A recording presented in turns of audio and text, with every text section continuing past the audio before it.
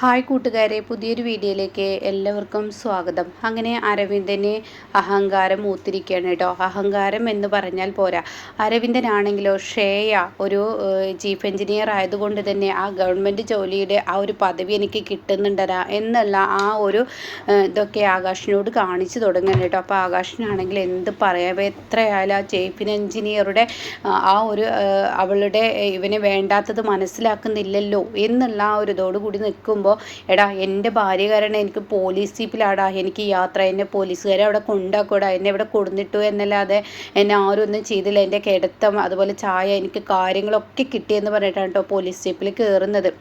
അപ്പോൾ അരവിന്ദൻ പോയിട്ട് പോലീസ് ജീപ്പിൽ കയറുന്ന സമയത്താണ് ഇവിടെ ജിത്തുവിൻ്റെ ആ കൂട്ടുകാരനും കൂടി, അതായത് അളിയനും അങ്ങനെ ആരൊറ്റല്ലേ അയാളും കൂടി ഇറങ്ങി വരുന്നത് കേട്ടോ. അപ്പോൾ അയാൾക്കാണെങ്കിലോ ഇവൻ ഈ ഒരു പോലീസ് ജീപ്പിൽ കയറുന്നത് കാണുമ്പോൾ അയാൾക്ക് അത്ര ഉൾക്കൊള്ളാൻ പറ്റത്തില്ല കേട്ടോ.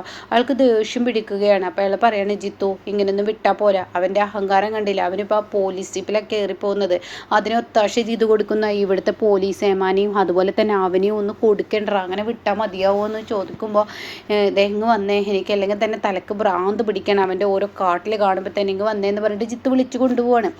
അപ്പോൾ അയാൾ പറയണേ, നീ വണ്ടിയിൽ കയറിയ, ഞാനങ്ങനെ വിടുന്നില്ല, ആളെ എന്താ വെച്ചെങ്കിൽ വേണമെങ്കിൽ ചെയ്തോ, നീ എന്തോ വെച്ചെങ്കിൽ ചെയ്തോടാ എന്നും പറയണേ. ആ സമയം തൻ്റെ ഗുണ്ടകൾക്ക് വിളിക്കാൻ കേട്ടോ. എന്നിട്ട് പറയണം, അവരാണെങ്കിലോ ആ ഒരു മല കയറി ഇങ്ങനെ വരുന്ന സമയമായിരിക്കും.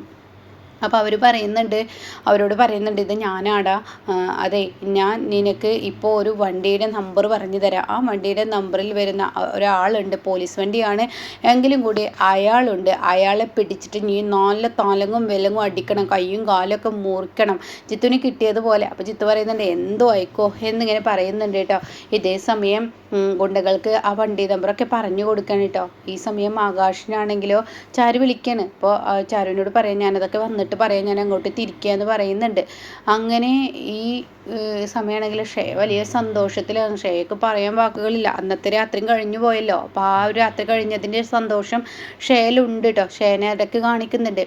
ഈ സമയമാണെങ്കിലോ ജിത്തു ഇങ്ങനെ വരുന്ന സമയത്ത് ജിത്തുവും അതുപോലെ തൻ്റെ ആ കൂട്ടുകാരനും കൂടി ഇങ്ങനെ യാത്ര ചെയ്യണം. എന്തായാലും അവനിന്ന് കിട്ടേണ്ടത് കിട്ടും എന്നൊക്കെ പറയുമ്പോഴാണ് കേട്ടോ ഇവരുടെ പോലീസ് വണ്ടി തടയുന്നത്. ഇറങ്ങടാ എന്ന് പറഞ്ഞിട്ട് തടയുന്നുണ്ട്. അപ്പോൾ അരവിന്ദൻ ചോദിക്കുക, എന്തിനാ ഞങ്ങളുടെ വണ്ടി തടയുന്നത്, എന്താ പ്രശ്നം? അതെ, താനിങ്ങ് ഇറങ്ങടോ, തന്നോട് ഇറങ്ങാനല്ലേ പറഞ്ഞത്, സാറിങ്ങ് ഇറങ്ങ്. അപ്പോൾ സാറെന്ന വിളിയൊക്കെ കേൾക്കുമ്പോൾ അരവിന്ദൻ വിചാരിക്കുന്നത്, ഓ ഷേയെ എനിക്ക് എന്തെങ്കിലും കാര്യമായിട്ട് എന്തെങ്കിലും തരാനായിരിക്കും, ഷേയുടെ ആൾക്കാരായിരിക്കും എന്നുള്ള ലെവലിലാണ് കേട്ടോ. അപ്പോൾ എന്തിനാ ഇറങ്ങാൻ പറഞ്ഞത്? അതെ, സാറിങ്ങ് ഇറങ്ങ്, സാറിന് കാര്യമായിട്ട് തരണ്ടേ. ഓ മാഡം പറഞ്ഞിട്ടാണോ? അപ്പോൾ ഉടൻ തന്നെ എന്തായാലും എന്താ വേണ്ടത്? അതെ, മാഡത്തിന് മൊത്തത്തിലൊന്ന് മിനുക്കി എടുക്കാൻ പറഞ്ഞിട്ടുണ്ട്. ഓ എനിക്കിപ്പോൾ മിനുക്കി എടുക്കൊന്നും വേണ്ട, ഞാൻ ഇങ്ങനെയൊക്കെ അങ്ങ് പോയിക്കോളേ, മാഡത്തിൻ്റെ ഒരു കാര്യം എന്നിങ്ങനെ അരവിന്ദൻ ഇങ്ങനെ വിശ്വസിച്ച് പോവാണ് കേട്ടോ. ഇതേ സമയം ഓരോരുത്തരുടെ ഡ്രസ്സിങ് ഒക്കെ വേറെ തരത്തിലാണ്. ഒരാൾ തലയിൽ ഇങ്ങനെ മുടി കൂർപ്പിച്ച് കെട്ടിയിട്ടുണ്ട്, ഒരാൾ താടി ഇങ്ങനെ വലിച്ച് റിബ ഇട്ടിട്ടുണ്ട്. അപ്പോൾ അതൊക്കെ കാണുമ്പോൾ ഇങ്ങനെ അരവിന്ദൻ ഇങ്ങനെ ചിന്തിക്കുന്നുണ്ട്. ഇതേ സമയം തന്നെ ഒന്ന് മിനുക്കി തടാടോ, തൻ്റെ ഒരു ഫോട്ടോഷൂട്ടൊക്കെ നടക്കാനാണ് ഞങ്ങൾ ഇവിടെ ചിന്തിക്കുന്നതെന്ന് പറയണത്. അപ്പോൾ തന്നെ അരവിന്ദൻ പറയണത്, എന്തിനാ ഫോട്ടോഷൂട്ട് നടത്തുന്നത്, ഇപ്പോൾ അതിൻ്റെ ഒന്നും ആവശ്യമില്ല, നിങ്ങൾ വല്ല സിനിമക്കാരങ്ങനെ എന്തെങ്കിലുമൊക്കെ ആണെങ്കിൽ നിങ്ങൾ അപ്പുറത്ത് നിന്ന് ചെയ്തോ, എന്നെ ഇപ്പോൾ വിട്ടേക്ക്, ഞാൻ എൻ്റെ മേഡത്തിൻ്റെ അടുത്തോട്ട് പോട്ടെ എന്ന് പറയുമ്പോൾ, നീ അങ്ങനെ അങ്ങ് മേഡത്തിൻ്റെ അടുത്ത് പോയാൽ ശരിയാവില്ലല്ലോ, ഇവിടെ വാടാ എന്ന് പറയുമ്പോൾ, എന്താ നിങ്ങൾക്ക് വേണ്ടത്, മാറി നിൽക്കടോ, നിൻ്റെ ഒരു തമാശ പറിച്ചില്ലെന്ന് പറഞ്ഞിട്ട് അരവിന്ദനെ ഇട്ട് അടിക്കണം കേട്ടോ. തലങ്ങും വിലങ്ങും ഇട്ട് അടിക്കുന്നുണ്ട്. അരവിന്ദനാണെങ്കിൽ അവർ തിരിച്ചു കൊടുക്കണം. പക്ഷേ ഞാൻ എത്ര ശ്രമിച്ചിട്ടോ 6-7 പേര് തനിക്ക് തടയാൻ കഴിയുന്നില്ല. അരവിന്ദൻ അവശ്യ നിലയിലാവുകയാണ്. ആ സമയം കാണാൻ ജിത്തുവും അതുപോലെ തന്നെ ഈ ജിത്തുവിൻ്റെ അളിയൻ എന്ന് പറയുന്ന ആളും കൂടിയിട്ട് ഇങ്ങനെ കയറി വരുന്നത് കേട്ടോ.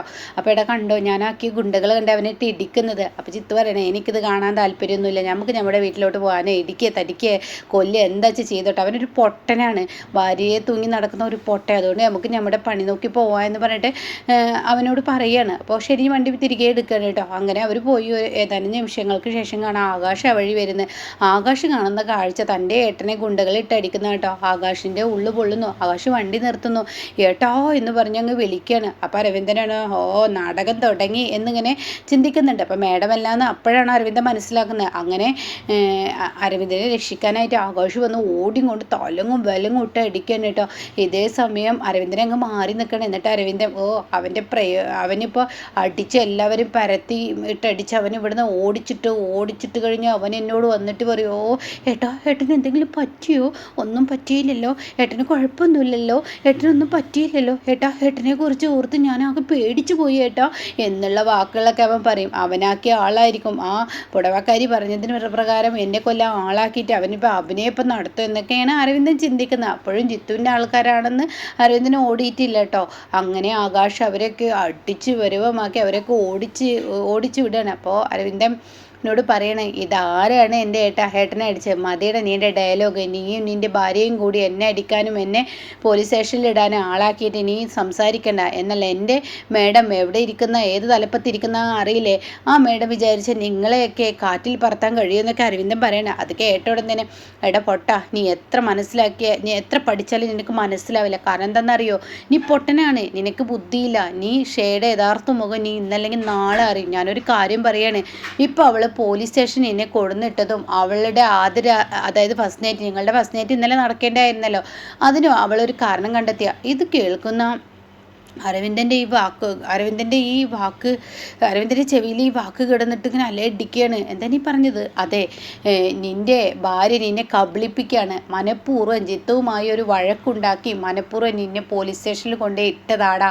അതൊന്ന്. രണ്ടാമത് അവിടെ അവൾ വിളിച്ചിട്ട് നിനക്ക് സൗകര്യങ്ങൾ ഉണ്ടാക്കി തന്നോ, അതുകൊണ്ടാടാ നിൻ്റെ മനസ്സിലൊരു സംശയം തോന്നാതിരിക്കാൻ. അപ്പോൾ അത് കേട്ട അരവിന്ദൻ പറയണേ, എൻ്റെ മേഡൊന്നും അങ്ങനെ ചെയ്യില്ല.